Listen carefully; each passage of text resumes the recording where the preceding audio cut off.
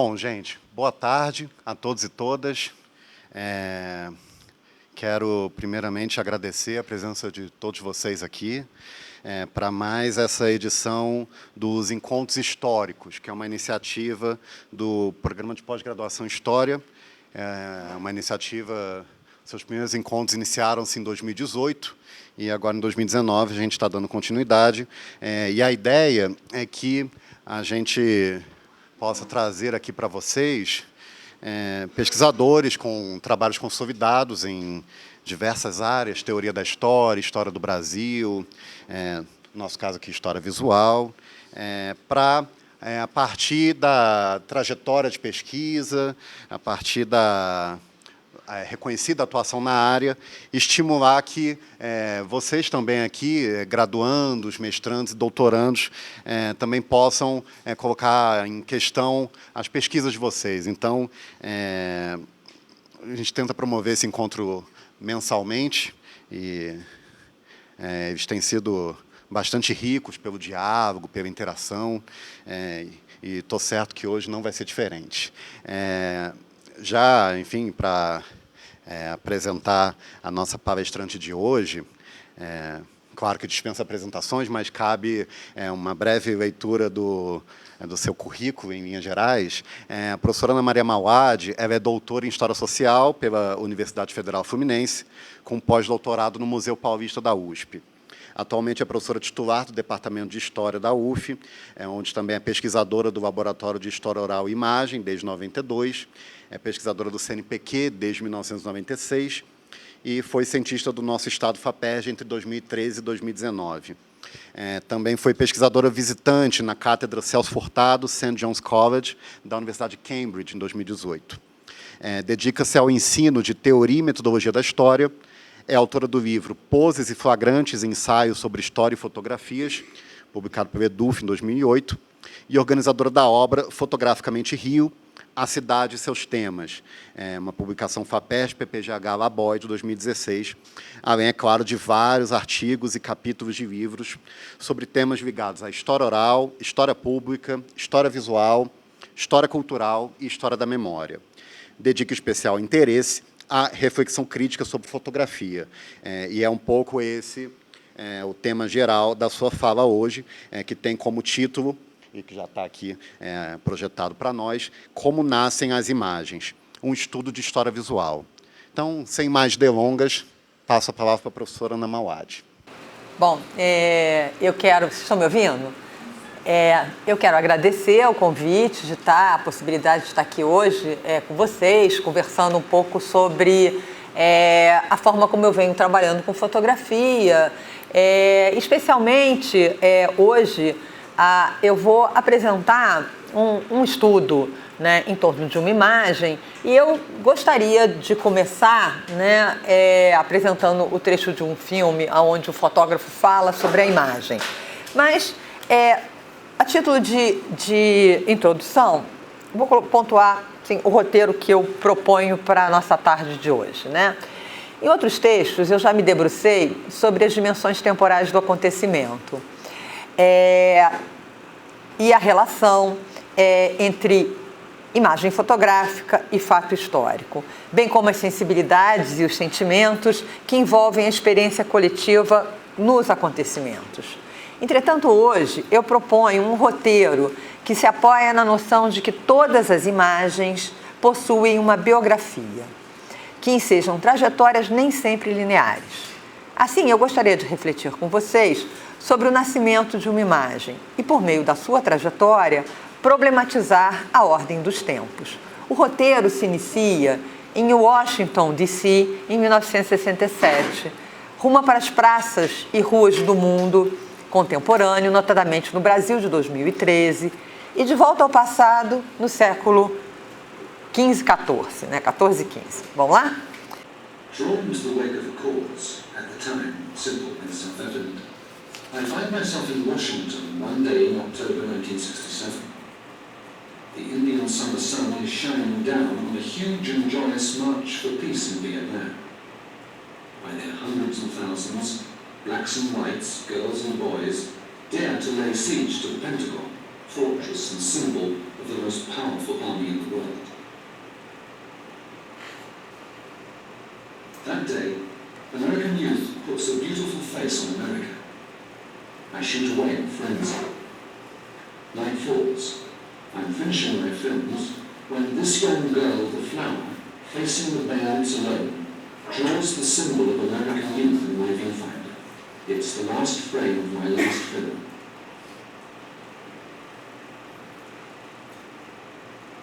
It has had good luck. It's been all around the world, and the others have stayed in the bottom of the drawer.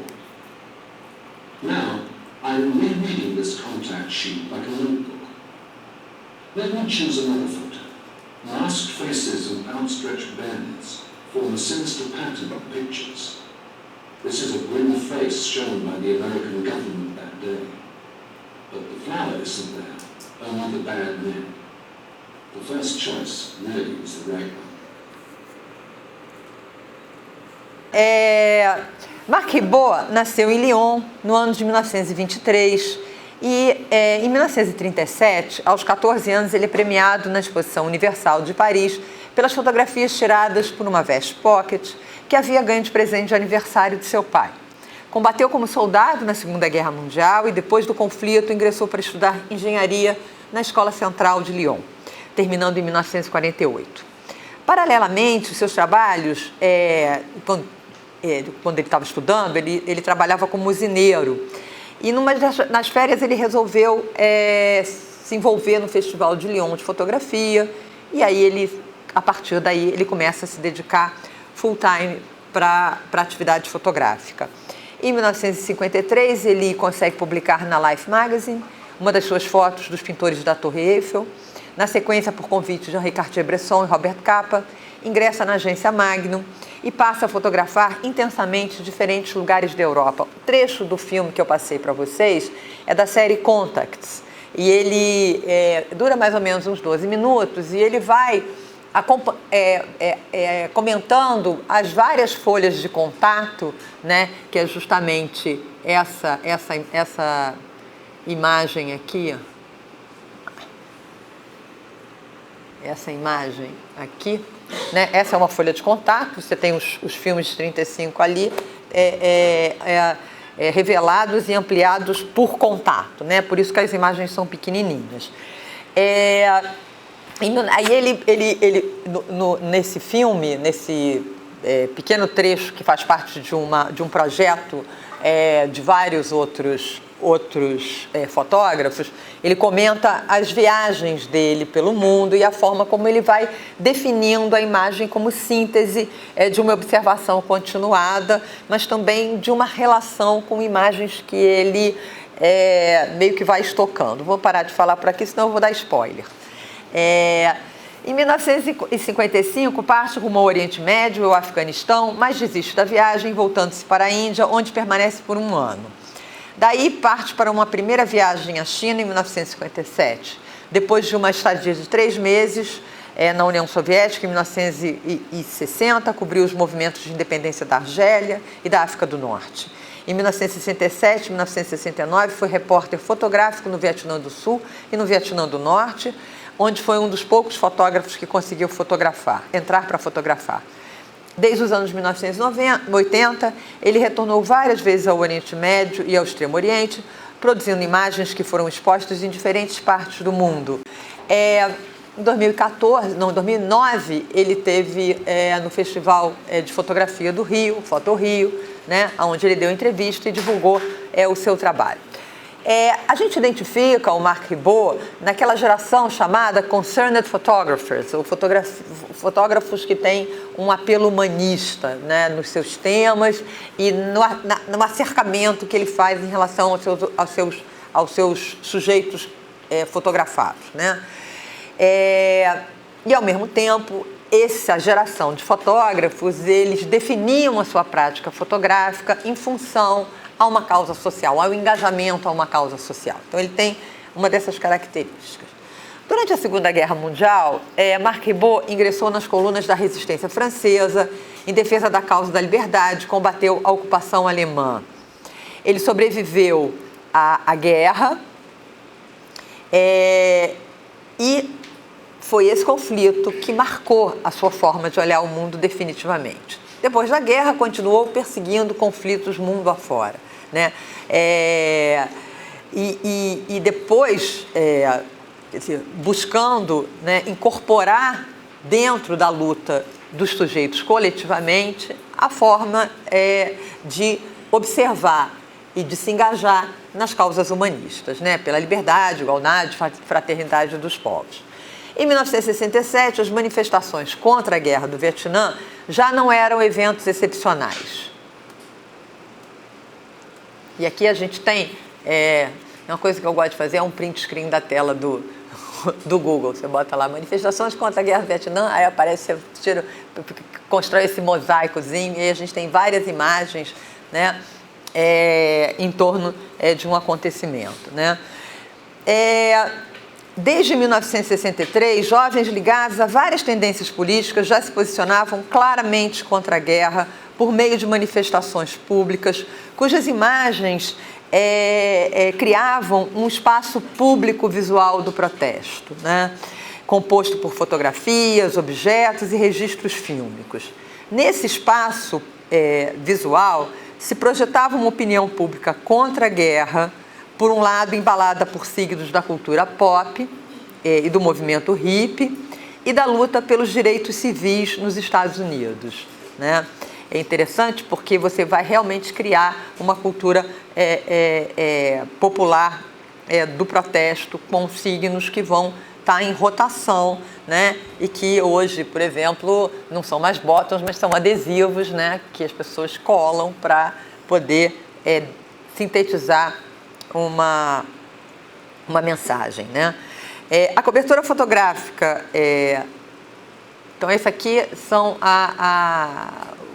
o conjunto que eu chamo de iconografia desse momento, né? Que envolve desde os gestos, né, de paz e amor, né, até a pomba da paz.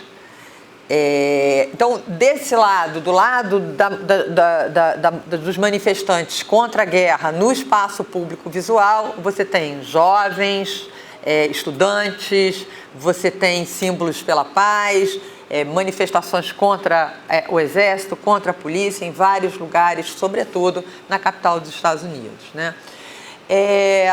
A cobertura fotográfica, que é o outro lado, né, desse processo, né, que confronta, foi feita por agências internacionais associadas às grandes empresas de notícia, como a Life, a Time, a Associated Press, mas também por agências independentes, como a francesa Magnum, o que levou a uma guerra de imagens permeada pelas posições contraditórias no campo político. Portanto, o que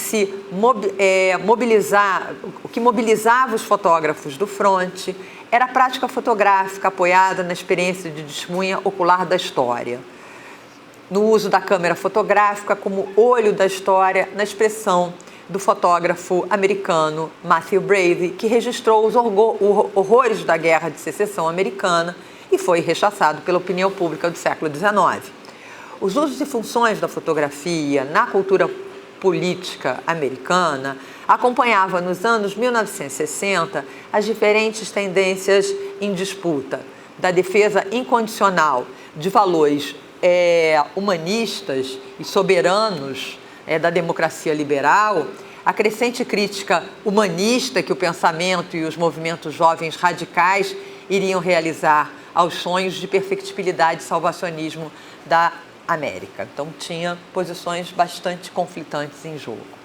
Imagens que atestavam a dor humana em situações limites marcaram a cobertura fotográfica da Guerra do Vietnã, migrando para o imaginário de diferentes e futuras guerras pelos meios da cultura visual, com grande destaque para os filmes, tanto sobre a Guerra do Vietnã quanto sobre a Segunda Guerra Mundial, que foram contaminados pela experiência fotográfica do Vietnã.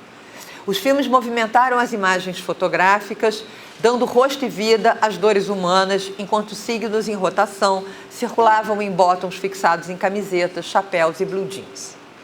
Não vou me enveredar pelo caminho das imagens que foram ao cinema, pois o meu objetivo é perseguir a imagem da flor, que meses depois do seu nascimento, em 1967, volta a acampar em Washington, D.C. Entretanto, antes de continuar o meu rastreamento, eu quero apresentar algumas ideias sobre a noção de biografia ou trajetória das imagens no tempo. Então, se me permite, eu vou fazer uma espécie de interregno teórico aqui. Como é que a gente vai pensar essas imagens em trânsito pela história? Como é que a gente vai pensar essa ideia de uma vida social das imagens, né? E aí acionar, né, alguns estudiosos que vão contemplar aquilo que a gente está denominando de forma muito provisória, como o Piano Bezerra de Menezes chama atenção, de história visual, né? O historiador da arte alemão, Hans Belting, defende uma antropologia da imagem, onde antropologia é a condição corporal que se deve atribuir a qualquer imagem. O que de fato propõe e sistematiza em termos de tradição intelectual é uma epistemologia da imagem que considere o meio de sua materialização como parte integrante da construção do seu significado, bem como da forma como é apropriada e assim ganha um corpo. Efetivamente, considera a noção de prática como fundadora de uma experiência histórica, com imagens de sujeitos bem concretos e mundanos. Portanto, é por meio de uma prática social que as imagens ganham corpo e os sujeitos incorporam as imagens como ideia, representações, mas também como objetos e marcas corporais e gestos, né? Então, essa ideia da imagem que vai tomando corpo é uma parte, né, uma primeira aproximação às considerações do Belting. A produção das imagens é compreendida como um ato simbólico e as imagens nascem da necessidade de simbolização. A necessidade é histórica, mas as imagens se reciclam no processo contínuo de produção de sentido. Daí a possibilidade das imagens como símbolos acamparem em corpos diferentes e se tornarem novas imagens em novos processos de simbolização.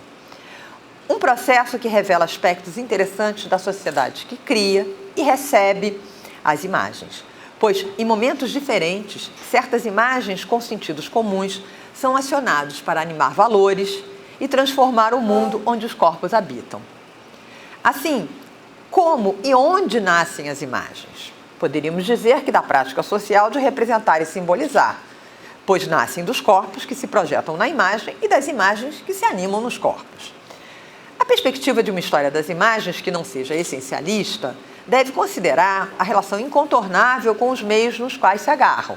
Assim, Belting nos propõe um conceito central para a história das imagens, que é a noção de intermedialidade, que, segundo o autor, cito, convoca imagens que conhecemos e recordamos de outros meios portadores e pressupõe a consciência da coexistência ou rivalidade entre distintos meios.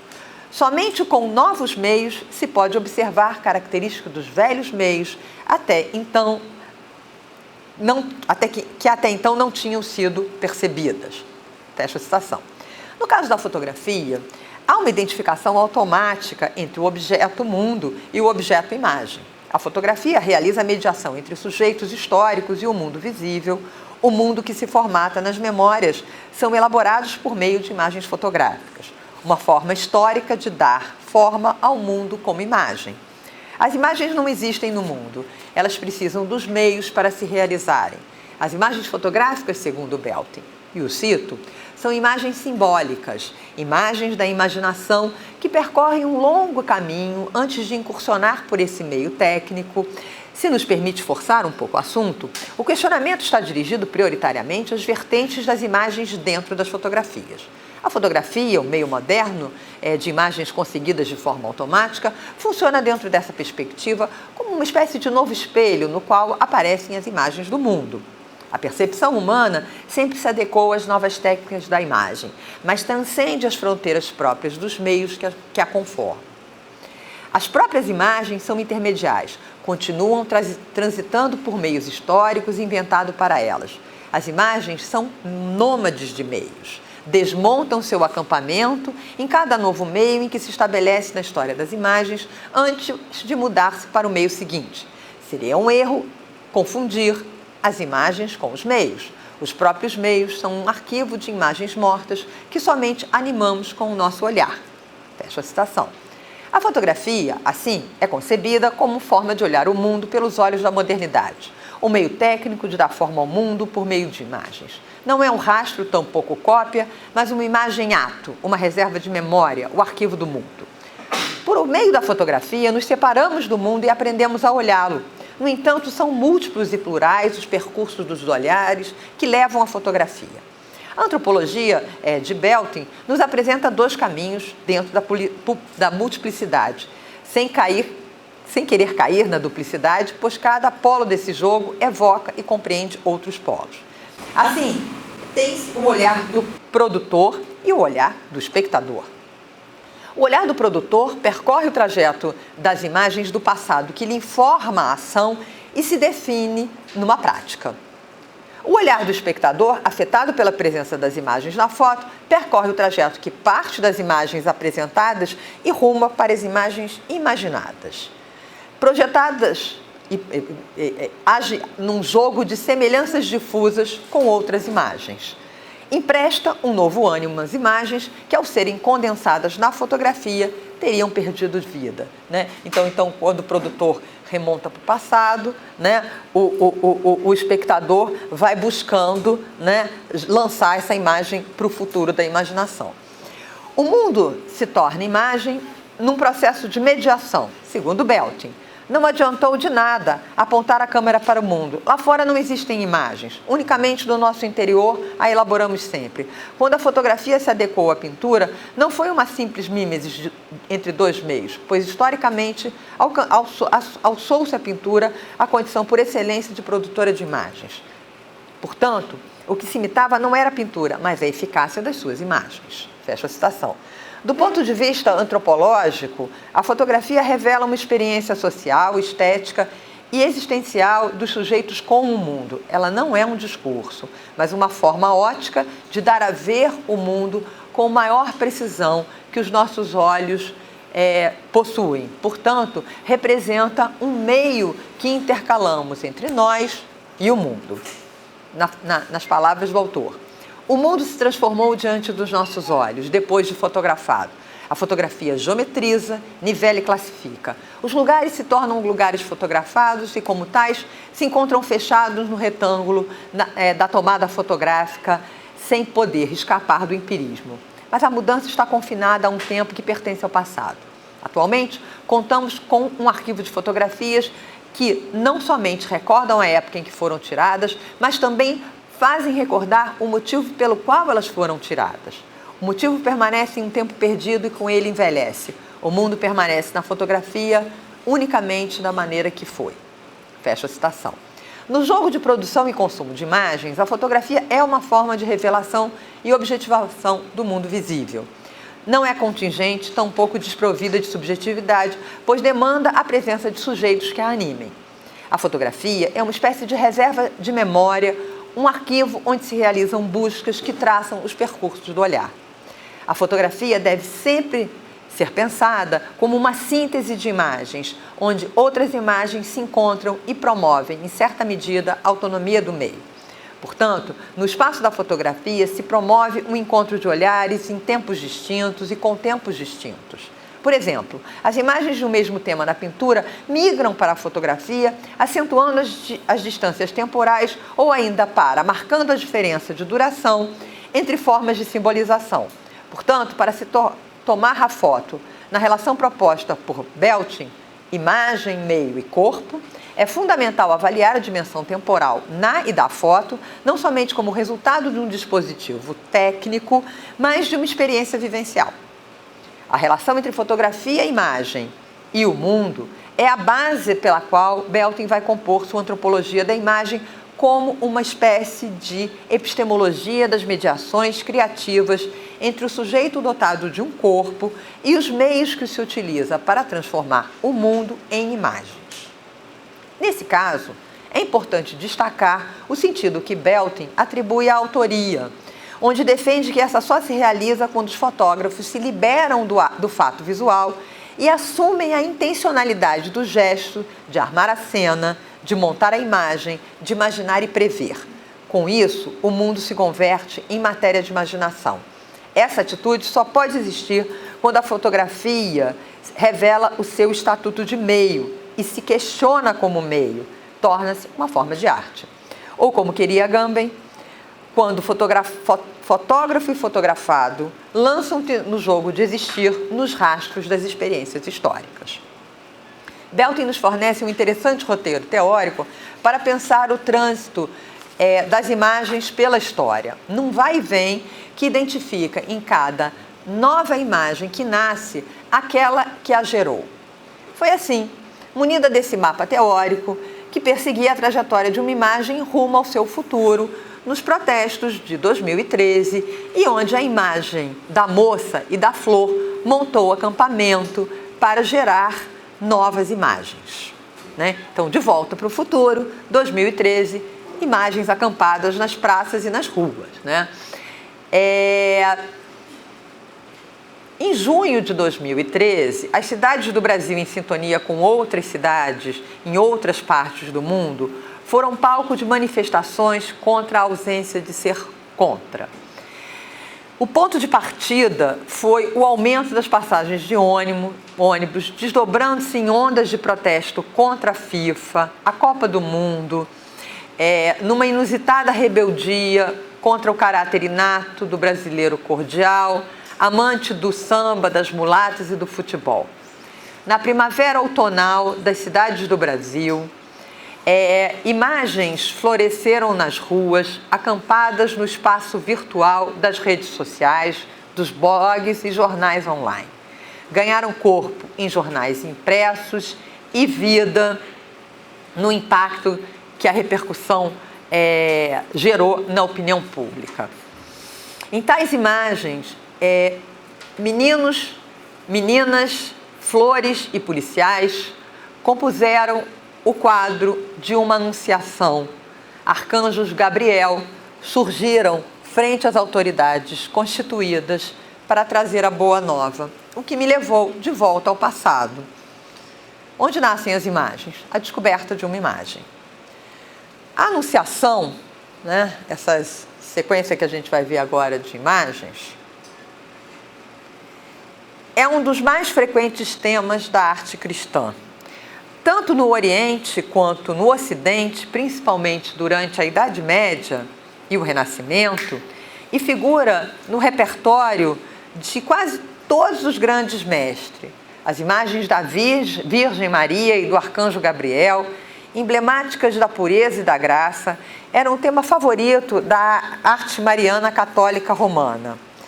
No Renascimento, as imagens litúrgicas relacionam a narrativa bíblica a uma forma figurativa que segue os preceitos estéticos da configuração de um novo espaço plástico característico do Quatrocento. Entretanto, como observa o sociólogo da arte francês Pierre Francastel, na linha da sociologia da arte, ele diz o seguinte, cito Francastel: o espaço... Eu vou pegar uma imagem mais interessante. Aqui, ó. Essa imagem é boa. O espaço não é uma realidade em si, da qual somente a representação é variável segundo as épocas. O espaço é a própria experiência do homem.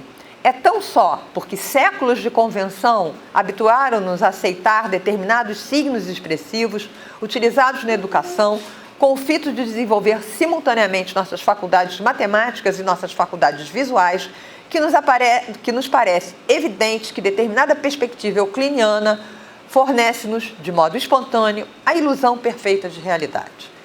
Aceitar essa tese é admitir que o mundo exterior é um objeto em face do qual encontra-se o homem de todos os tempos e de todos os países. É admitir também que uma época, a do Renascimento, descobriu de alguma maneira uma das chaves que lhe permitem, de uma vez por todas, demonstrar os segredos do universo através da análise e da representação de certas estruturas de tal forma privilegiadas que constituem, depois da revelação cristã, uma espécie de nova revelação natural, que o tempo concilia mais ou menos perfeitamente com o precedente.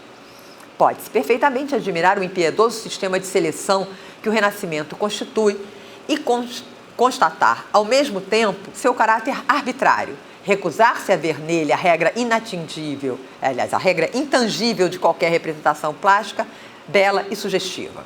O espaço do Renascimento não é um sistema habilidoso de representação de determinados valores imutáveis, ou antes únicos valores imutáveis da visão.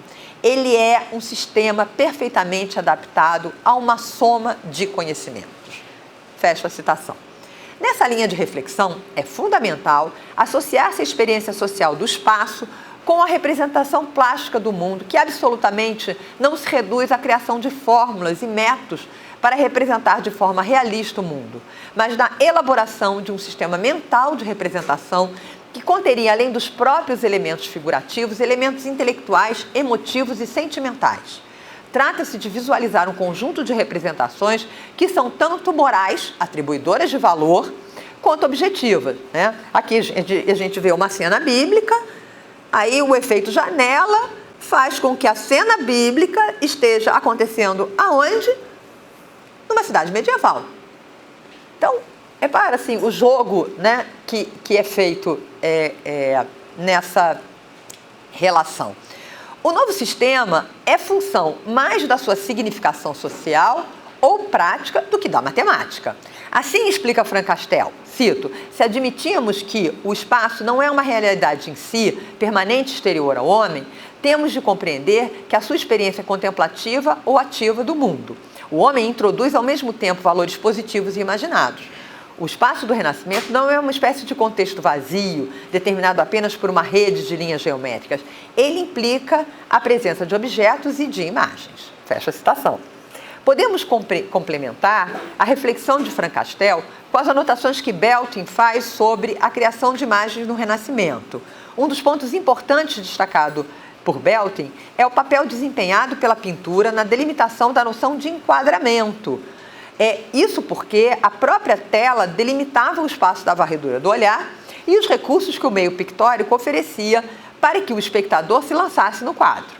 Por exemplo, o uso do recurso da janela, esse que eu mostrei para vocês, para projetar um espaço exterior e imaginado como alternativa à clausura do espaço emoldurado. Ou ainda o recurso de esquadrinhamento dos elementos figurativos no espaço da representação, como recursos visuais para criar efeitos de profundidade. Então, essa imagem é boa porque ela esquadrinha, né? Você vê cada figura está num determinado posicionamento do quadro, criando uma harmonia representativa e criando um padrão de representação. Em ambos os exemplos, né, tratava-se de um meio para o olhar e não um meio para o corpo. Diferença para, segundo Belting, o conceito de imagem na modernidade.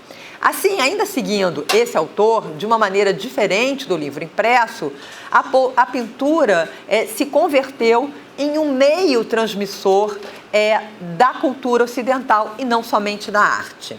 Então, esse argumento é importante. Então, estou terminando a citação, as citações aqui. Diz Belting, o espectador exercitava aqui somente o seu próprio olhar para o mundo, mas além da expansão da sua imaginação, mas também da expansão da sua imaginação.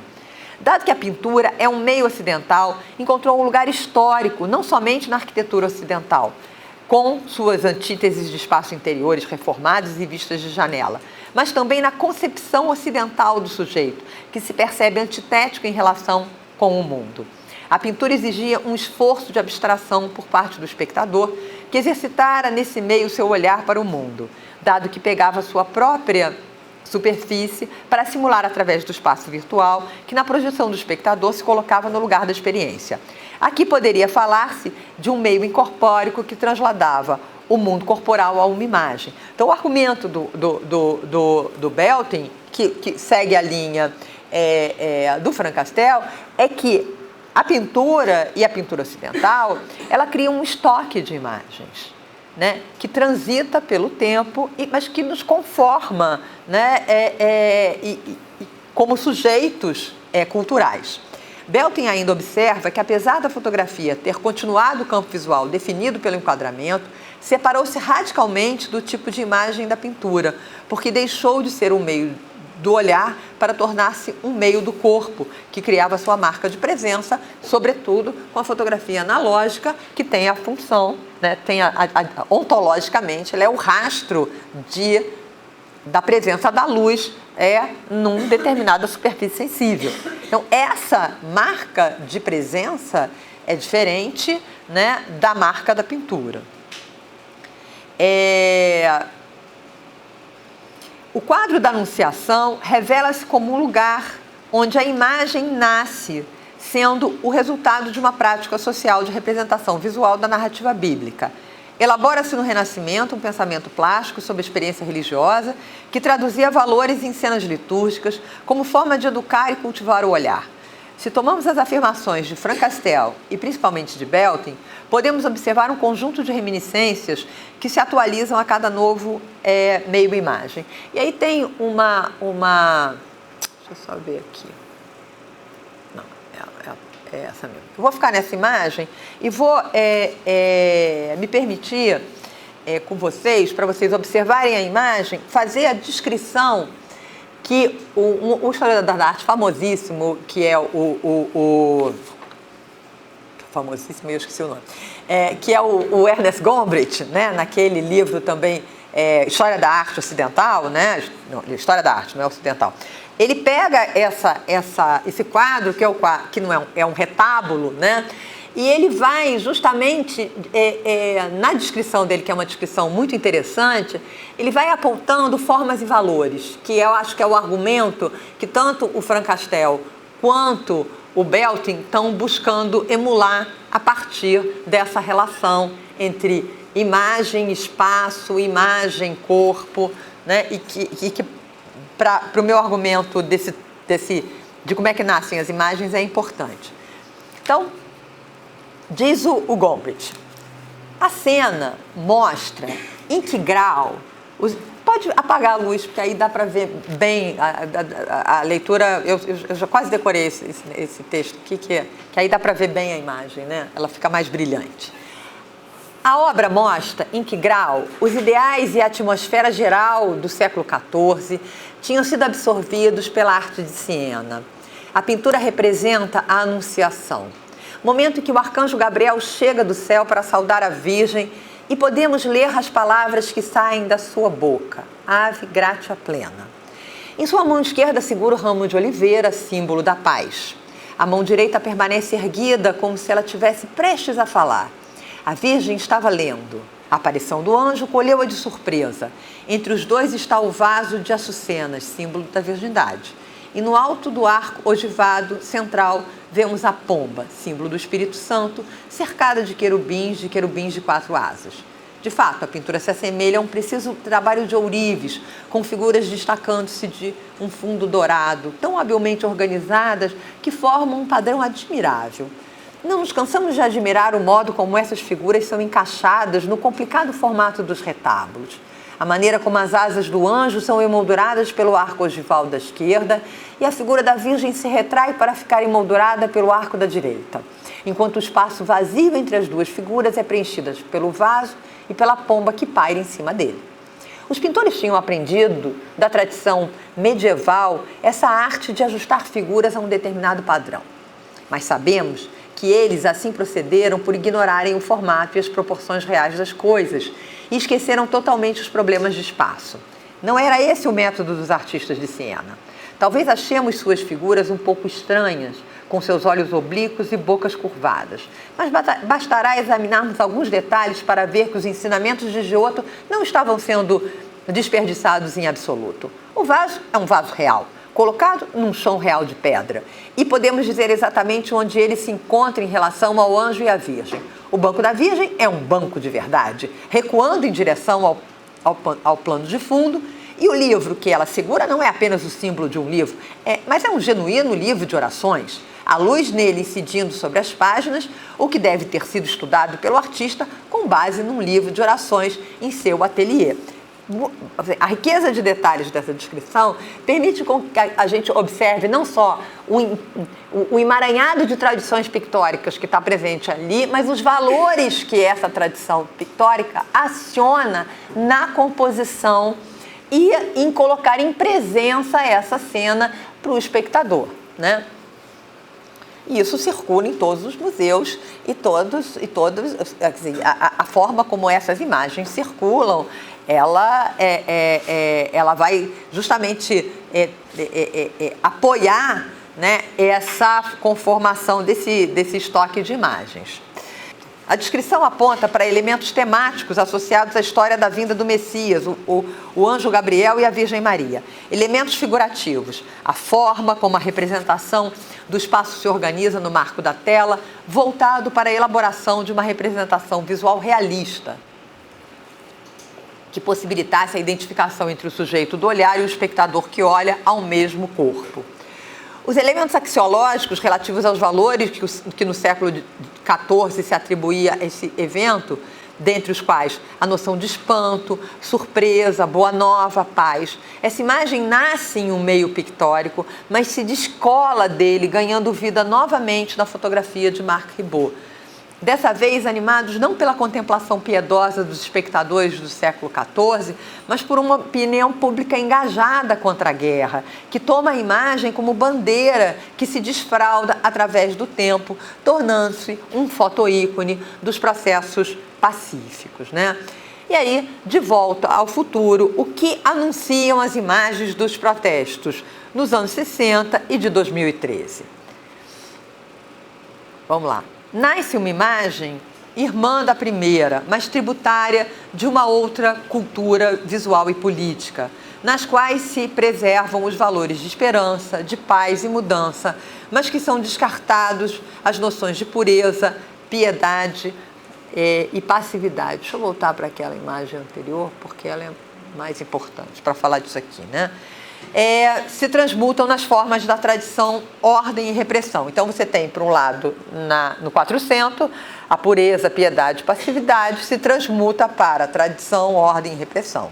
Num jogo claro de entre-imagens e entre-meios, a intervenção lúdica da arte evidencia as transmutações de sentido. É a Lego Arte aqui imitando as fotos, né? Por outro lado, entre a imagem matriz de 1967 e as que nasceram em 2013, algumas observações devem ser feitas. Embora tenha se mantido o eixo temático em torno do protesto pacífico, observa-se algumas mudanças importantes no espaço figurativo. A primeira delas é que o meio no qual a imagem acampa é virtual, não mais analógico, o que desloca o realismo da imagem para o espectador, que necessariamente deve não só identificar o contexto, mas sentir-se ele também partícipe do evento virtual. O espaço virtual ganha corpo nos espaços públicos das ruas e praças mundo afora. Observa-se também um novo ordenamento dos elementos da foto, ora valorizando o gesto, ora o indivíduo, a flor ou a própria experiência estética de fotografar, cada qual jogando com diferentes valores que estão sendo acionados na arena política dos movimentos sociais e coletivos hoje. Dessa iconosfera criada pela visualidade dos protestos de 2013, quero destacar principalmente a fotografia que ilustrou uma crônica publicada na seção Imaginação do caderno Ilustríssima do jornal Folha de São Paulo, em 23 de junho de 2013. Essa parte do caderno é voltada para prosa, poesia e tradução, e a relação do texto e a imagem revela aspectos interessantes sobre a biografia da imagem. O texto é uma crônica assinada por Julian Fuchs, escritor paulistano e nascido em 1981, e repórter de literatura da Folha de São Paulo, né? O título é Uma Flor Nasceu na Rua, Crônica de uma Passeata. E aqui tem um zoom da foto, né? Já a fotografia é de autoria de Fábio Braga, fotógrafo paulista, nascido em 1980, que trabalha para o Grupo Folha desde 2009. Ambos jovens e sintonizados aos acontecimentos de junho de 2013. Em cada um dos meios, textual e visual, acampam imagens que vagam pelas gerações, mas que ganham sentido de novidade ao serem articulados pela historicidade do presente. Na crônica de Fuchs, a passeata adquire o sentido de uma marcha contra o fim da história. Ele diz: mercadorias nos espreitam, mas não somos meros consumidores inconformados com produtos e serviços de baixa qualidade. Não abandonamos a ideologia, não acreditamos no fim da história. Fecha a citação. Na sequência, do texto se alude à imagem que o acompanha. Ele fala sobre a flor. Durante um dos nossos longos silêncios, alguém ressalta que nos vemos refletidos na fachada do prédio espelhado. Não sei se dá para vocês entenderem a imagem é muito interessante, né? Porque é a passeata refletida lá, né? E o primeiro plano são as pessoas que estão desfocadas, e aqui no meio tem a flor, né? Bem aqui no meio tem a flor. É uma outra composição, mas a flor está ali compondo essa ideia de que, né, como é que esses sujeitos se encontram na imagem em torno da discussão das manifestações, né? Então ele vai dizer: durante um dos nossos longos silêncios, alguém ressalta que nos vemos refletidos na fachada do prédio espelhado. Por um instante, nos espantamos com o nosso próprio tamanho. Encantados por aquela imagem, mulheres e homens se mobilizam pela própria imagem. Animam-se, põem-se a cantar, protestam-se aos risos com energia renovada. Se agora recuperamos o hábito massivo de protestar, perdoe-nos se nos entregamos a essa nova estetização da política, estetização narcísica, que tão bem nos caracteriza, e nos apaixonamos por nosso ímpeto de mudança, por mais difuso e incompreensível que ele pareça. Fecha a citação. Escritor e fotógrafo se encontram projetados na imagem, imersos nos questionamentos e demandas da sua geração. Nesse movimento, recolhem imagens nômades que passeiam pelos tempos. O fotógrafo identifica a flor na multidão e a toma num primeiro plano desfocado que a projeta no passado de onde veio. Na conclusão da crônica, Fuchs promove o encontro entre as flores. A flor da imagem visual encontra uma outra flor que acampou num outro tipo de imagem como tema da poesia de Drummond. Ele diz: caminhando pela ampla avenida, baixo os olhos e contemplo os meus pés vendo o asfalto impecável que fica para trás. Paro sem saber ao certo, mas sentindo que a flor rompeu esse asfalto. Agora sim penso em Drummond. Uma flor nasceu na rua. Sua cor não se percebe, suas pétalas não se abrem. Seu nome não está nos livros. É feia, mas é realmente uma flor. Fecha a citação. Nascida para ser devoção, nossa imagem, que reúne no mesmo eixo narrativo flor, juventude e autoridade, não teria outro destino do que ser poesia, a forma síntese das experiências sensíveis. As imagens poéticas são importantes para dar sentido às ações coletivas, para criar memória das gerações, para atribuir valor ao que parece ordinário, mas são sobretudo importantes, pois conseguem transformar expectativa em esperança. Talvez esteja sendo gestado nas imagens poéticas que acampam nos protestos mundo afora novas formas de conceber a ordem do tempo, em que o passado possa ter um futuro e o futuro não faça tábula rasa do seu passado. Talvez um novo regime de historicidade que assuma as imagens não só como tema de uma história das representações, mas como plataforma de observação privilegiada da experiência histórica. Nesse novo tempo, há que se enfrentar o desafio já apontado pelo historiador Paulo Knaus, no sentido de escrever a história com imagens. E aí, esse texto, eu terminei de escrever esse texto e ele foi publicado em 2015. Eu terminei de escrever em 2015 e ele foi publicado em 2016. Né? Então, ele é um texto que tem toda uma reflexão apoiada em algumas expectativas, sobretudo tentando entender que as expectativas podiam se tornar esperança. E aí, ano passado, eu estava fora, né, na cátedra e apresentei os meus trabalhos em vários lugares e fui convidado para a Universidade de Lisboa e apresentei esse. E era a véspera da eleição. Era dia 27 de outubro. E aí eu escrevi um pós-script que que eu apresentei nesse momento e eu vou apresentar para vocês, é uma coisinha pequenininha, né? Caberia a título de pós-script, tendo em vista o momento grave que vivemos no Brasil, e agora, não à véspera, mas no rescaldo de uma eleição presidencial marcada por uma onda fascista sem precedentes na história desse país, ponderar sobre a guerra de imagens que marcou todo o processo eleitoral. Aí, não caberia aqui uma análise mais aprofundada sobre o confronto radical entre imagens, mas ouso levantar a hipótese que nos protestos de 2013, os reacionários se deram conta do poder revolucionário das imagens poéticas, densas de sentido e de história, fotoícones impregnados de significado, convocando as memórias que queriam apagar. Sua resposta foi também em forma de imagem, transformando um candidato opaco, sem expressão, com ficha corrida no mundo político, que nada se assemelha a uma trajetória pública, em um meme de sucesso. Memes não são fotoícones, pois sua natureza viral não afeta, mas contamina. Replicante se metamorfoseia, sem compromisso com a imagem, só com o meio. Nessa guerra de imagens, esperemos que a imagem combativa prevaleça. E aí eu encontrei a menina na passeata do dia agora, que fez o cartaz. Antes, ela estava aqui, eu peguei essa imagem do Ele Não, de 2018, e agora, esse ano, ela estava lá e eu tirei uma foto com ela, porque eu achei essa imagem ótima. E concluo com essa imagem, hashtag Ele Não Me Representa. Quem mandou matar a Marielle? Obrigada.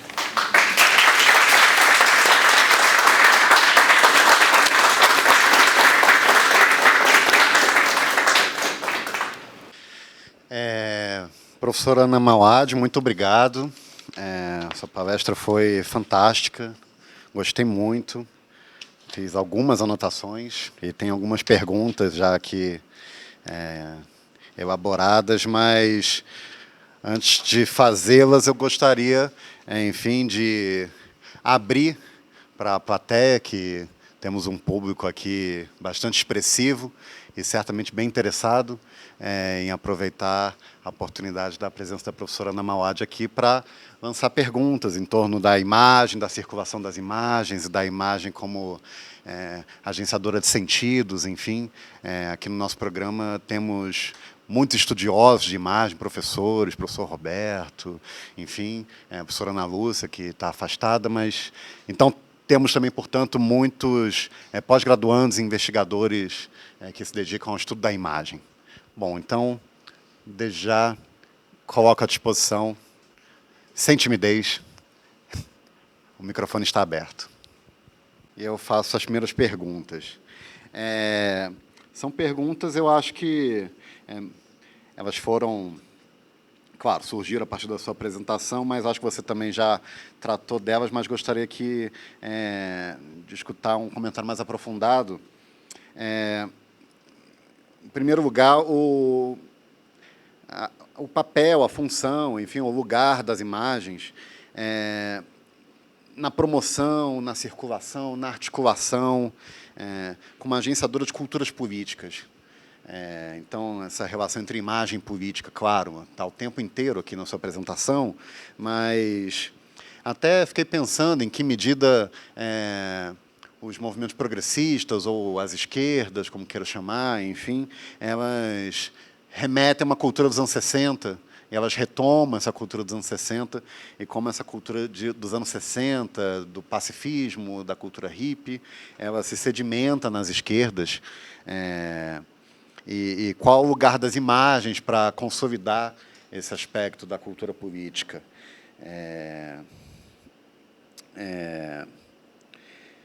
Bom, tem outras perguntas aqui, vou fazer só mais uma, em torno uma pergunta um pouco mais teórica, pensando essa relação entre imagem, espaço e corpo, porque esse é um aspecto muito interessante do estudo da imagem.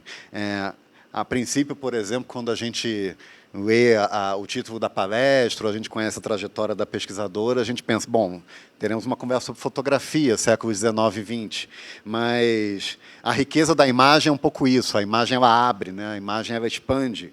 Então, queria pensar até como é que a imagem, nessa relação entre espaço, corpo, enfim, ela promove uma abertura da história. Então, claro, se a imagem ela é uma escrita da história, então como que a imagem pode contribuir para a promoção de uma outra teoria da história, para além de recortes mais ou menos estabelecidos, recortes temporais, que regem a gente muitas vezes, né? Nós nos preocupamos em pensar as nossas caixinhas cronológicas e a imagem parece que ela explode tudo isso, mas ela explode apresentando algo. Então, por enquanto é isso. Então, acho que está bom, né? Por enquanto é isso.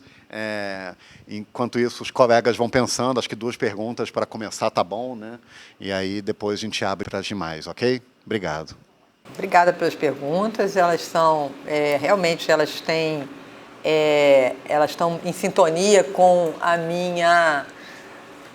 aquilo que eu venho trabalhando, né? A primeira questão, né? A forma como as imagens, e as imagens de uma maneira geral, mas em especial a fotografia, ela tem uma estreita relação com as culturas políticas, tem a ver, sobretudo, com a forma como a prática fotográfica ela foi sendo incorporada pelos governos como forma de, não só de produzir publicidade e propaganda, como a gente vê com a criação das agências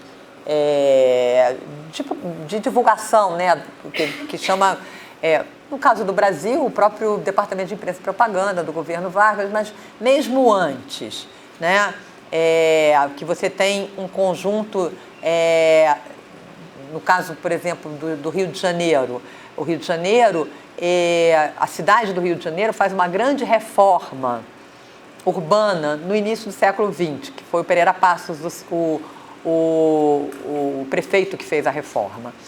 E ele contrata, quer dizer, na verdade ele estabelece uma relação com o fotógrafo, que é o Augusto Malta, e o Augusto Malta é o fotógrafo contratado para a prefeitura para produzir fazer a cobertura fotográfica do processo de reforma urbana do Rio de Janeiro. Então ele fotografa a destruição do Morro do Castelo, com jato de águas. Imagens são bastante significativas nesse sentido, do ponto de vista da documentação fotográfica. Mas o Malta, a própria biografia dele já levantada, mas nem só por isso. Ele era um republicano declarado.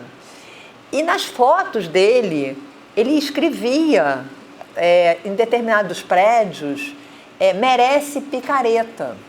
Então, ele estabelecia uma comunicação com o próprio projeto governamental de modernização. Então, a fotografia, ele é contratado para produzir uma documentação sobre a reforma urbana, mas as fotografias dele migram do arquivo para as revistas ilustradas e criam essa imagem de um governo moderno, da cidade moderna, da necessidade de você higienizar, limpar, excluir, tapar, acabar com os pobres. Então, esse discurso modernizador, ele vai estar amparado na produção de um conjunto de repertórios visuais que são acionados para a definição do projeto de governo. Então, qual é a imagem? É o antes e o depois, o cortiço sujo e a cidade toda, a esplanada do Castelo, as praças, a grande avenida, todo mundo bem vestido, identificando o Rio de Janeiro, capital do Brasil, com a Europa, o país dos trópicos. Então, a imagem ela vai criar repertórios visuais. Que são esses repertórios visuais?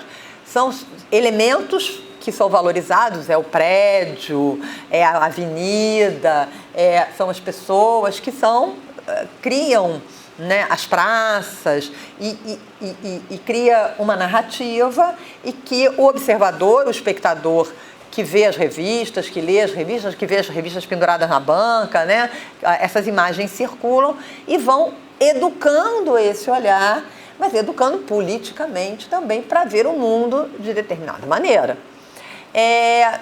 Isso mesmo antes de você criar um departamento de imprensa e propaganda. O Estado Novo, como ele moderniza a estrutura do Estado, ele vai chamar, quer dizer, para si, né, a função de organizar corações e mentes em prol do projeto, de um projeto de nação. A fotografia aí ela vai ter um papel fundamental. Por quê? Porque ela não só vai criar, ela vai ser registro da ação do governo, mostrando como o governo é eficiente, como ele está expandindo por meio das suas várias agências. Então você tem fotografia da Comissão Rondon, aí o Brasil, aquelas terras devolutas, cheio de índio, né? Espaço não habitado, cheio de índio, né? E aí vai construindo a imagem do vazio para ser ocupado. Então você vai ter todo um conjunto. Ao mesmo tempo, você tem as imagens das expedições também. São todas instituições de governo, de Estado, que estão produzindo imagens para arquivo, para registrar sua ação, mas que são reutilizadas segundo um discurso político. Então, elas vão criar repertórios. No caso da fotografia, aí você tem um conjunto de outras imagens também que são acionadas para definir, né, culturas políticas, mais do que uma cultura política, tem a cultura hegemônica, a cultura política hegemônica, mas outras culturas políticas também são acionadas por meio dessa fotografia. No caso, tudo, quer dizer, falar sobre isso, né, falar sobre essa relação, a gente tem que historicizar. Eu venho trabalhando já há algum tempo com a noção de fotografia pública, justamente para entender como essa fotografia, que ao longo do século XX, ela vai ganhando, ela vai circulando em diferentes espaços, ela vai estar associada tanto à forma como os governos, então tem a fotografia pública de governo, eles se projetam no espaço público visual, como você tem outros agentes, sobretudo pela imprensa, né, também definindo o seu papel nesse espaço público visual. E esse papel não é único, ele é um papel em disputa. A gente mesmo aqui está vendo, né? Essas imagens são imagens em disputa, né? Então, pensar as culturas políticas sem a imagem, para mim, é praticamente impossível. Pensar as culturas políticas por meio do uso da fotografia, por meio da produção fotográfica, é compreender o papel fundamental que a experiência da fotografia, não só a produção, a prática, mas a experiência da fotografia é definidora de formas de sentir, formas de ser, que são próprias do século XX. A fotografia analógica, a fotografia que é identificada a partir de determinadas situações, como essa experiência do Marc Ribot. Né? Ver o filminho todo era bem interessante para a gente poder ter a visão dessa prática. Hoje, eu não me arrisco a avançar muito em termos de conceituação. Por quê? Porque a gente chama de fotografia, mas a gente está lidando com outro tipo de imagem. Quer dizer, a fotografia analógica também, ela possibilitava mentir, né? As famosas fotografias que o Stalin tirava o Trotsky da foto, né? Até aquelas 30 Valérios que ganhou a exposição com 30 pessoas, as 30 pessoas da fotografia tinham a cara do fotógrafo. Então, essas ilusões da fotografia analógica não é qualquer imagem ela pode mentir, né? Até mesmo se você está recontextualizando elas, imagens não são inocentes, né? Mas hoje a gente está trabalhando com outro tipo de imagem, que é a imagem numérica, né? Então, eu acho que isso vai criar uma outra ontologia, está criando uma outra ontologia da imagem. A gente transferiu de um meio para o outro a pragmática, mas a gente tem que...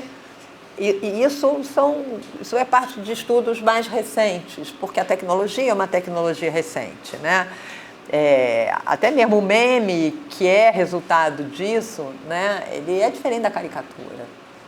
Ele é diferente, né? Então, ele precisa ter uma... Eu acho interessante pensar um pouco a relação entre o fotoícone e o meme, que são imagens sínteses, né? Mas, assim, pensar a cultura política tanto que eu falo cultura política visual, a cultura visual do político. Sempre pensando, né, na importância da fotografia na constituição de nós como sujeitos modernos, né? Porque a gente não estranha, quer dizer, a fotografia ela é parte integrante da nossa vida, né? Hoje mais ainda, né? Mas no século XX, ao longo do século XX, ela se tornou um meio fundamental para comunicar, para memorizar, para rememorar, né? Ela para definir afeto, em defesa de políticas identitárias, e aí por aí vai, né? Então, eu acho que a experiência fotográfica, ela define uma experiência histórica também, né? Então, acho que essas duas coisas estão muito relacionadas, né? Mas, justamente os meus estudos que relacionavam fotografia e cultura política, levaram à criação da noção de fotografia pública, porque ela foi fundamental para poder ter uma noção que heuristicamente me permitisse nominar determinadas situações, né, históricas. Então, isso diferenciando, né, os circuitos, a forma de... como é que o repertório visual estava sendo composto, né, se a fotografia... quer dizer, como a categoria sujeito-fotógrafo vai se construir numa instituição de governo ou de forma independente, né, como é que esse trânsito vai acontecendo. Então, assim, realmente, não é pensar... é pensar sempre a fotografia como resultado de uma prática social, né? Não só como fonte, mas objeto e agente da história, né? E a outra questão, e isso já se liga à sua questão seguinte, né? Quer dizer, quando a gente trabalha com imagem, dentro de uma dimensão, quer dizer, que se a gente pega a renovação historiográfica dos anos 60, né, com a publicação da história, novos objetos, novas abordagens, que foi no final da década de 70, que foi publicado, do Legoff e do Pierre Nora, e que foi em 74 que foi publicado na França e foi traduzido no Brasil em 78, quer dizer, rapidinho, né? Para a época foi E ele foi uma espécie de manifesto dessa renovação. Então, eu acho que quando a gente incorpora a imagem nos estudos históricos, a gente está trazendo para dentro da história, da oficina da história, né? Tá lidando com questões que são interdisciplinares, né? Necessariamente. Então, mas ao mesmo tempo está reforçando, né, toda essa preocupação da renovação, de que quando se está pensando a fonte, está pensando no documento, você tem que pensar o seu entorno, né? O clássico documento monumento do Jacques Legoff. Não dá para você pensar a fotografia sem o entorno do qual ela provém, os circuitos, né, quem produziu, né? E, ao mesmo tempo, e aí vem essas experiências, né, tentar entender a forma como a produção de sentido na fotografia, ela não se dá só em relação a um sujeito e ao mundo que se apresenta para ele. As mediações que tem entre o que eu olho e o que eu fotografo tem um conjunto muito complexo, né, de imagens que você já viu e que são acionadas. Tem uma entrevista que eu fiz que também virou uma escrita videográfica com Milton Guran, que ele fala, o fotógrafo não fotografa o que ele vê. Se ele fotografar o que ele vê, ele não vai fotografar. Ele fotografa aquilo que ele antevê para poder pegar a cena. E o Marc Ribot mesmo faz isso, né? Ele vai capturando aquilo ali, ele está trabalhando com a câmera analógica, né? Hoje, então, você digital, né? O problema é depois. Você vai fazer com isso depois, que dá mais tempo para você organizar o arquivo, você vai ver a foto. Então, ele vai acompanhando. E aí ele vê que aquela imagem é a imagem síntese. Por que ele escolhe aquela imagem? Não em oposição àquela outra dos caras maus, mas no contato, na folha de contato, tinham várias delas com a flor. Até ele chegar a essa, que era a última foto, foi bem heróico, né? Por quê? Porque ali tem um arranjo visual potente, que captura as pessoas. Por que captura? Porque está dentro daquele estoque. Então, é por isso que é foto-ícone, igual a Mãe Imigrante, da Dorothea Lange, a menina correndo com o corpo queimado de napalm. São imagens que eu estou falando para vocês, não preciso mostrar, vocês já sabem qual é. Por quê? Porque essa retórica visual, ela está presente no nosso estoque de imagens. Né? Isso é uma coisa interessante, porque isso tem a ver com o compartilhamento dos meios culturais. Se isso implica a criação de uma nova teoria da história, eu acho que a renovação epistemológica da história, ela veio justamente por essa discussão, quer dizer, que eu acho muito interessante, da história das representações. Mas que a história dessas representações, ela não implica que o mundo não exista, que as práticas sociais não sejam feitas, né? Não é cair no delírio pós-moderno, não é cair nesse delírio pós-moderno, porque o delírio pós-moderno é perigoso, porque ele abre espaço para a gente ter ondas conservadoras e teses negacionistas. Né? Então, acho que você trabalhar com uma história das representações, identificar a importância da simbolização, sabe, dos procedimentos simbólicos, né? A potência das imagens. Esse infeliz, ele ganhou a eleição pela manipulação de imagem, sabe? Então, é dentro desse universo que eu acho que a gente tem que se dar conta da potência com aquilo que a gente está trabalhando, né? Então, eu acho que é pensar um pouco isso, né? Não sei se eu respondi a sua última questão. Respondeu, sim. Bom, vou passar aqui. Você passa para mim, por favor? Oi, Ana. A minha pergunta não é teórica, né? As duas perguntas do Ivan foram muito chiques. A minha pergunta é metodológica, né? A gente teve uma tese defendida aqui no programa sobre o Feichenberger, um fotógrafo, né? Que registrou o nascimento de Goiânia, entre aspas, né? E que também depois vai para a capital paulista e tira fotos belas do centenário de São Paulo. Mas eu estou dizendo tudo isso porque o drama, na época, foi uma tese que eu orientei, né? E, na qualificação, a gente decidiu fazer uma fotobiografia, né? Eu falei, bom, eu não conheço historiador, né? Historiador que tenha feito isso. Então, em alguma medida, é um desafio, né? E foi dificílimo pensar isso, né? Quer dizer, como é que as imagens revelam a vida? E aí, não só o fotógrafo, né? Você falou um pouco disso aí, né? Quer dizer, a descoberta do mundo, né? Do entorno, do mundo do entorno, a expectativa, aquele que vai ver depois essa imagem. A gente tentou articular tudo isso com essa relação biográfica, né? Então, podem as fotos contar uma vida? E foi muito difícil fazer. Então, eu queria saber de você sobre essa relação. O que você pensa disso? Você também anunciou aí na sua fala, né, essa relação com a biografia.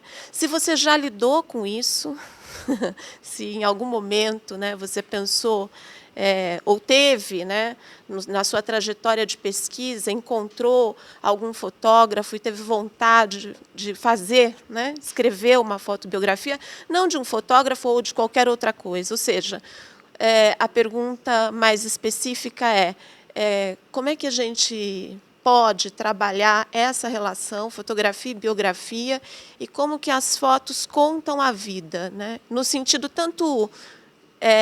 talvez o meu interesse seja até mais privado do que público, né? Embora, é claro, que o público vai estar presente o tempo todo. Não sei se ficou claro. Meu nome é Augusto, professor, eu também sou aluno aqui. Eu queria fazer uma pergunta, uma opinião da senhora. Por que os memes da esquerda são tão difíceis? Né? Por exemplo, você pega um meme desse do Bolsonaro com aquele óculos, todo mundo sabe o que é. Você pega um meme do Hitler, lá o ele não. Tem que explicar para a pessoa. Entendeu? Tem que explicar quais são as características do fascismo que você encontra no Bolsonaro. Você tem que explicar para a pessoa. Então, aí a senhora falou de toda essa preocupação com a técnica, com a análise, os conceitos, para poder elaborar um meme. E a gente elabora um meme tão bem elaborado que só nós entendemos. É só a gente que entende. O povo o de fora, o que votou você sabe quem, né? Que votou não você sabe quem, ele foi nessa onda, ele não entendeu os memes da esquerda.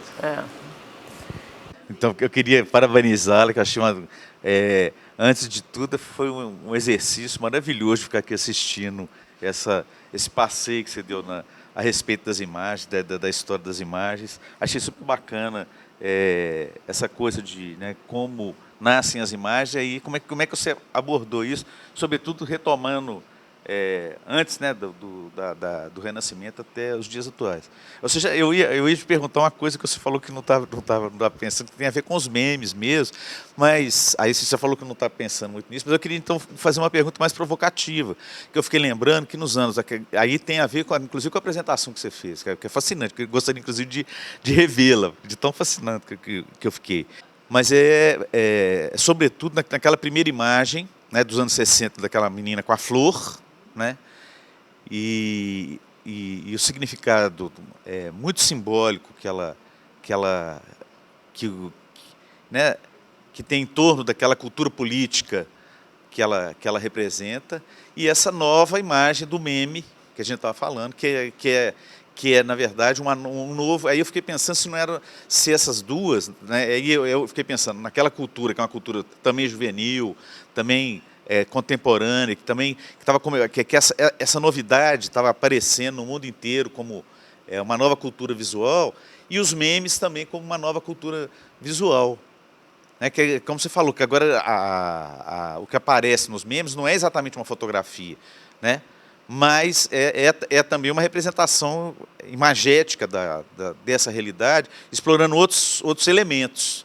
Então, eu queria te perguntar se você pensou alguma coisa nesse sentido, sobretudo porque também a gente está passando por um momento também onde esses regimes de visibilidade, de produção de significado, eles estão mudando, tal como aconteceu lá nos anos 60. Se você já pensou nisso, né? E até que ponto que tem alguma coisa para falar para a gente? Obrigado. Bom, boa tarde, professora. Eu gostaria de agradecer primeiramente. Meu nome é Augusto também, mas não somos a mesma pessoa. Enfim, eu gostaria de fazer uma pergunta no sentido contrário do que o professor Ivan falou agora há pouco, no sentido de que as imagens elas abrem a história, né? Eu queria perguntar em que medida as imagens podem fechar essa relação entre o eles e o nós, e se elas podem. Boa tarde, meu nome é Ana Rita, eu sou professora da Faculdade de Comunicação. A minha pergunta vai no sentido do mapa teórico que você construiu. Eu gostaria de te perguntar se você veria alguma relação, embora você não tenha citado, né, o Didi Uberman, mas se você vê alguma relação desses autores que você colocou com o Didi Uberman, no sentido que ele traz da ideia de sobrevivência das imagens e ao mesmo tempo, lançá-las ao futuro, com a ideia de uma arqueologia às avessas. E também, assim, pensando no seu título, como nascem as imagens, eu me lembrei muito também do livro organizado pelo Etienne Saman, Como Pensam as Imagens, se também a gente poderia estabelecer alguma relação nesse sentido. E, por último, eu assim, achei interessante os exemplos dessa relação do futuro que você trouxe com a imagem do Rimbaud, porque elas não remetem à continuidade, à circulação da imagem em si, mas a um caráter performático. E aí, se você pudesse falar um pouquinho dessa ideia, desse caráter performático que continua, que reverbera a partir das imagens. Tá, obrigada. Bom, obrigada pelas perguntas, todas muito instigantes, e tem muito a ver com o que eu já venho trabalhando, né? A Fabiana perguntou sobre sobre a questão da biografia, né? Como eu trabalho com uma das minhas linhas de pesquisa, tem a ver com fotojornalismo, a gente vem trabalhando com entrevistas de trajetórias de vida de fotógrafo, né? Então, a gente pega quer dizer, já entrevistei, assim, a gente já tem um bom grupo de entrevistados, mulheres, homens, já dentro dessa perspectiva de trabalhar com a produção fotográfica e a trajetória para tentar entender a produção de determinado, ou melhor dizendo, um tipo de prática fotográfica, sobretudo a independente, ligado a um fenômeno de geração.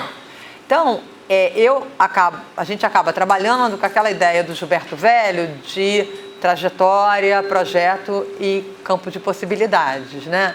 E isso vai, em certa medida, ela organiza os roteiros das entrevistas. Mas desde do ano 2000, quando a gente trabalha do Laboratório de História Oral e Imagem, do Laboy da UF, do qual eu faço parte desde que eu entrei para a UF, né, nos anos 90, ele tem como base o trabalho com fontes orais e com fontes visuais. E o trabalho com fonte oral, ele sempre tem um princípio, que é o princípio da devolutiva. Você faz uma entrevista e depois como é que você retorna ao seu entrevistado a entrevista. Então, a gente veio, né, resultados de vários tipos de trabalho que a gente fez junto com a comunidade de Niterói, com os alunos, e também por conta da necessidade de dar uma devolutiva para esses fotógrafos e fotógrafas que a gente entrevistava. A gente começou a desenvolver aquilo que a gente chama de escrita videográfica, que é a produção de um novo tipo de texto histórico, de texto historiográfico, que misture palavras e imagens, né? E aí a gente foi fazendo pequenos vídeos, uns só com som, outros o som da entrevista e as imagens circulando, outros já gravando entrevista. Em geral, são vídeos de 10 minutos, no máximo 15 minutos, onde a ideia da trajetória, a ideia da narrativa, ela é um elemento fundamental para a compreensão do processo das imagens. Até mesmo no espaço público visual que aquele fotógrafo ou fotógrafa ele está atuando, né? Então, a gente vem produzindo, que não são fotobiografias, mas são narrativas videográficas, que têm o objetivo de retornar, mas também de produzir uma narrativa histórica, uma escrita da história, que seja possível de ser divulgada em plataformas de história pública, né? No YouTube, a gente está com um canal no YouTube, o Laboy. Então, isso vai juntando o retorno ao entrevistado, a devolutiva, no caso do tipo de trabalho que eu faço sempre em parceria ou com um aluno ou aluna que saiba mexer nos programas de edição, porque eu não mexo nada, né? Eu sou de outra geração. Mas a ideia é sempre assim: o trabalho de pesquisa resulta num texto acadêmico. Aí a gente senta, discute o texto acadêmico e fala assim, como é que a gente pode transformar isso numa escrita videográfica, que tem por princípio abrir o texto acadêmico, abrir para o público, mas sem perder o argumento, sem perder, né, toda a elaboração intelectual que você está fazendo em cima daquilo ali. Então, isso foi uma forma de trabalhar com essas imagens e com as memórias desses sujeitos, né? Tem uma outra parte do meu trabalho que eu venho desenvolvendo também, que é sobre, mais recentemente, eu já trabalhei muito com álbum de família, na tese de doutorado, como é que as fotografias migravam do álbum de família para as revistas ilustradas e tal. Mas, recentemente, eu tenho trabalhado muito com como o álbum de família migra para o espaço público visual pela cultura política, mas pelos exercícios de memória pública, sobretudo em relação a desaparecidos, em relação aos regimes de exceção, né? O texto, o resultado até de um projeto CAF, que alguém me perguntou aqui sobre um projeto com a Argentina, veio o texto sobre as imagens que ainda restam, onde eu faço essa reflexão sobre o trânsito das imagens que eram imagens privadas e íntimas, quando elas vão para o espaço público como um sinal de protesto, ou um sinal de eu quero meu filho de volta, ou um trabalho de luto nos mundos da arte. Então, dessa forma, a relação com a memória ela é fundamental para o trabalho, para a gente poder entender a potência da fotografia dentro das nossas vidas privadas mesmo, né? Tem uma historinha que eu sempre gosto de contar, que eu tenho 3 filhos. Os 2 filhos mais velhos nasceram nos anos 90. O meu filho mais novo, ele nasceu em 2000. E eu fotografava, meu marido fotografava bastante os meninos, né? E a Catarina e o Vitor. E aí a gente tinha aqueles álbuns, né? Daqueles álbuns, bem álbum de não é nada bonito, aqueles álbuns que você guardava as fotos de revelação. E aí quando eu cheguei do hospital com o mais novo, com o João Gabriel, tava lá os 2 sentados na cama, baixaram todos os álbuns e estava vendo assim, com quem que ele parecia quando era bebê. Então, eles estavam fazendo um trabalho de memória ao mesmo tempo para introduzir esse membro na história da família e ao mesmo tempo para ver se eles tinham espaço ainda ali para reforçar o espaço deles. Então, assim, criança, na época tinham 8, 9 anos, né? Não tinha... Então, a presença da fotografia, ela é muito importante para justamente criar essa relação. Ela cria uma relação de afeto, uma relação de memória, né? E muitas vezes uma relação de ódio, raiva. Eu já peguei várias fotografias em álbum de família com o olho furado. Então, é uma coisa assim, que você não sabe o que aconteceu naquela história para furar o olho. Mas a outra questão é a questão dos memes de esquerda, porque nós somos muito inteligentes, Augusto. Eu sinto muito. Aquela figurinha do Hitler é muito boa, além de plasticamente bem feita, sabe? Então, assim, sinto muito. Não vamos abrir mão da nossa inteligência em prol da popularidade. Não. A gente consegue, sobretudo porque somos professores, né, e vamos, né, valorizar a inteligência do nosso público. Em relação ao Roberto, os memes, eles,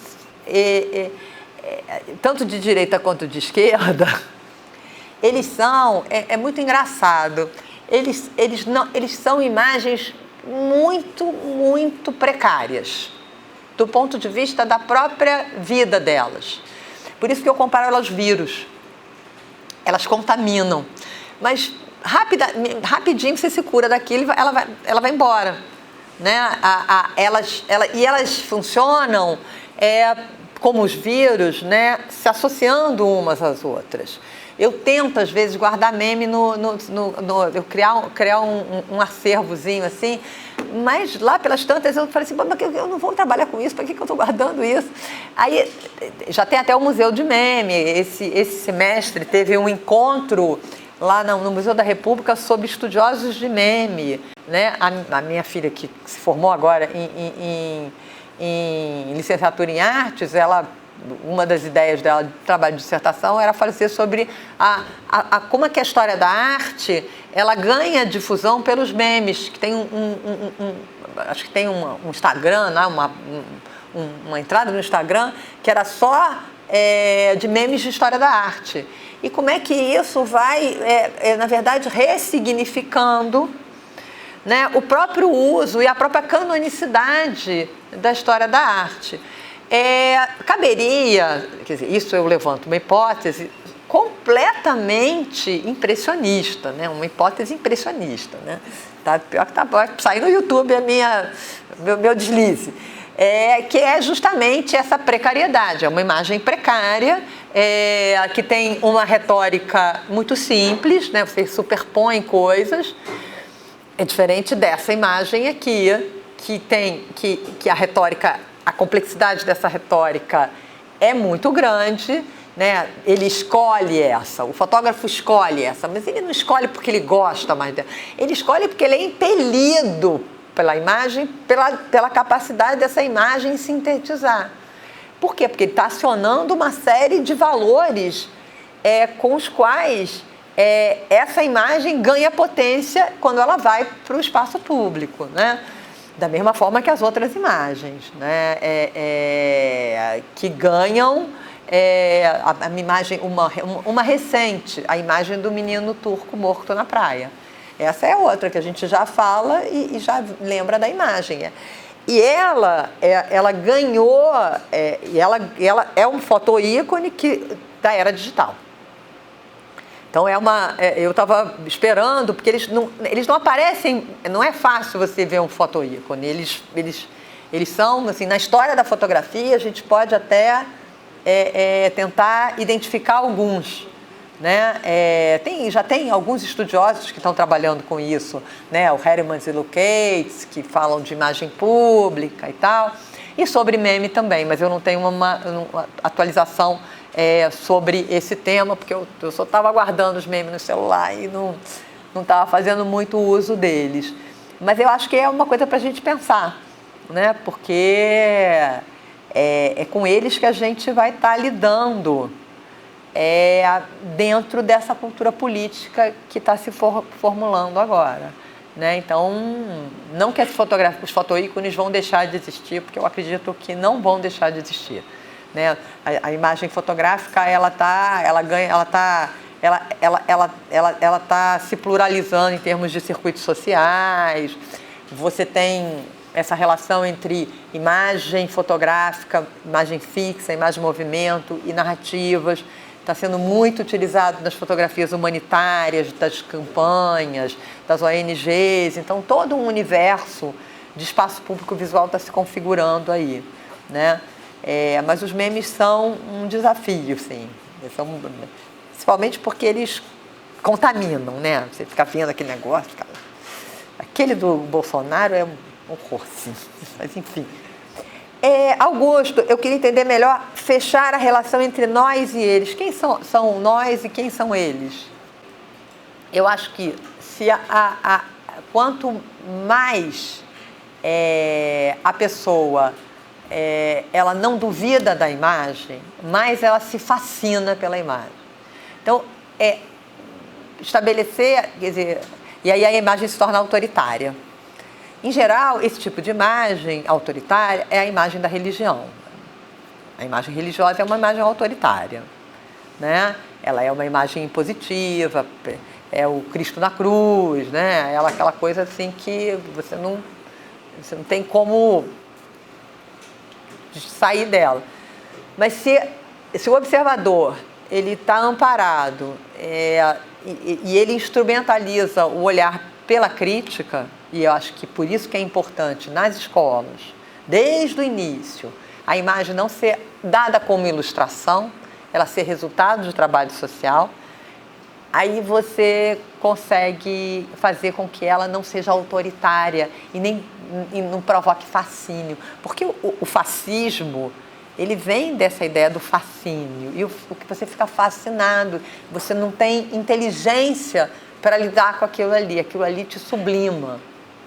Então, eu acho que a forma é pensar a condição que esse observador se coloca diante da imagem, né? Para ele poder confrontá-la, né? É a imagem aquela imagem que acabou virando polêmica na Bienal do Rio, né? A imagem do HQ. E que é muito interessante, aquela imagem, ela se tornou a primeira página da Folha de São Paulo do sábado, um jornal que chega na casa das famílias burguesas paulistas. É um jornal que ele é progressista agora, né, porque ele é oposição, né, mas que assumiu o risco de colocar aquela imagem assumindo uma posição na discussão política, que é muito importante.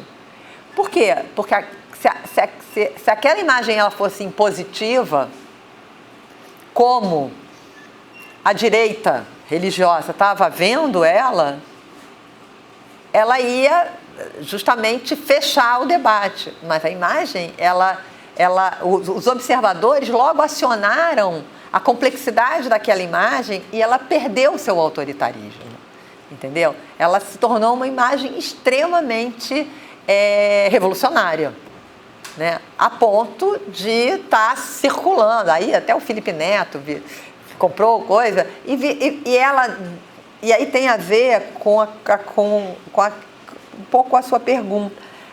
A imagem virou uma performance.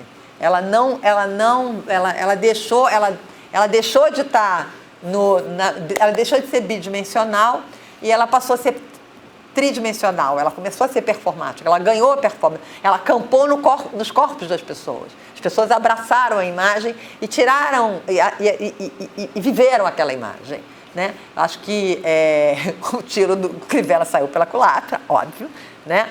E eu acho que foi bastante importante, porque mostra a potência das imagens para mobilizar, né? Para justamente provocar o reverso da atitude autoritária, que quer ver a imagem como fechada, ela abre, né? O pensamento crítico abre, né? Então, eu acho que é uma coisa que vai por aí. Em relação ao mapa teórico, Rita,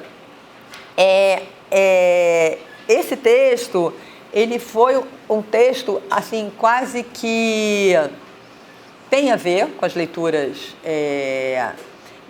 tem a ver com eu não sou uma grande leitora do Didi Uberman. Quando você falou, eu falei, claro, tem tudo a ver, né? Eu lembrei dos textos. Dele, eu gosto muito daquele texto que eu vejo, que me olha, né? Imagens Sobreviventes é um texto que eu não sou uma leitora muito assídua, mas tem a ver. Por quê? Porque está ligado a uma... Não é nem revisão, é uma reconfiguração dos estudos sobre imagem. Foi em São Paulo, em 2008, teve um encontro no Instituto Goethe, organizado pelo Jens Baumgarten, que é professor de História da Arte lá na Unifesp, e ele trouxe vários intelectuais e estudiosos, pensadores, né, anglo-saxônicos e germânicos, sobretudo. E veio o Mitchell, aí veio o Belting, veio um outro que o Paulo Quinaus gosta muito, que também é de História da Arte, que eu esqueci o nome agora. E a partir daí houve uma certa valorização dessa linhagem, sobretudo no grupo que eu integro de cultura visual e tal. Então, para mim, a leitura desse conjunto de textos, e que inclui o Didi Uberman, inclui o Agamben, né, que eu tenho, aí tem uma leitura mais assídua, na minha forma de trabalhar com a fotografia foi uma virada de uma abordagem mais estruturalista, porque eu comecei trabalhando com fotografia pela semiótica, pela análise da mensagem fotográfica, pela dupla segmentação, e que ainda, em alguns casos, eu continuo trabalhando, é uma metodologia que é aplicável dependendo da hipótese que eu quero desenvolver. Se eu quero trabalhar com séries muito longas e tal, então eu acho que ela funciona. Mas, ao mesmo tempo, eu senti necessidade de entender mais essa experiência com imagens, a experiência do ver, seguindo muito os debates que, a partir de 2000, a gente começa a fazer em 2003, com a publicação do texto do Piano, né, História Visual, depois ele publica um outro em 2005 numa coletânea, que ele organiza, ele dá uma organização, como a imagem está entrando nos estudos históricos e quais as questões que estão sendo levantadas. Nesse meio tempo também, eu dei 2 cursos com Maurício Lissovsky, na ECO, na pós-graduação da Escola de Comunicação, que para mim foi muito importante, né? Porque eu ampliei o meu mapa teórico, né? E pude começar a aprofundar as discussões sobre os usos e funções da fotografia, sempre trazendo isso para experiências históricas com fotografia. Porque eu sou, quer dizer, como eu sou historiadora, então a minha finalidade é sempre explicar as práticas e ver como é que a fotografia atua nas relações pessoais, nas relações humanas, né? Como ela é portadora de historicidade. Então eu busco tomar esse mapa teórico para falar um pouco dessas situações historicamente delimitadas. Mas essas referências, elas são referências que eu compartilho. Obrigada. Eu sou aluna aqui do programa de doutorado, orientanda da Fabiana, né? Como você pode perceber. E eu pesquiso pintoras mexicanas do século XX. Mas eu acho que eu estou ainda digerindo a sua fala. Não consegui elaborar perguntas. Por enquanto, somente tomei muitas notas. Quais? Você não vai fazer, eu vou fazer. Eu estou interessada. Sim, claro. Quais as pintoras que você está trabalhando? A Frida Kahlo e a Maria Esquerdo. E sobre o viés do corpo feminino, né? Nas obras dessas pintoras. Então o Belting vai te ajudar muito. Sim, sabia? acho que por isso que a Fabiana me sugeriu fazer perguntas. Por essa questão mesmo, né? Do rastro do corpo na imagem. Mas existe aí uma diferença também, né? Da fotografia e da pintura. São linguagens distintas. Se bem que a Frida Kahlo, acho que ela fotografou. Sim, e o pai dela era fotógrafo. Sim. E você falando dos álbuns de fotografias com os olhos furados, porque tem uma fotobiografia da Frida, né? Não somente de fotos dela, mas de fotos que ela colecionava. E tem várias fotografias rabiscadas, recortadas. Ela tinha uma aproximação muito grande, sim, com a fotografia, que aparece na pintura também. Ela também tinha uma relação... aquele grupo, né, desse momento tinha uma relação com o Weston, com a Tina Modotti. Isso. Né, o ambiente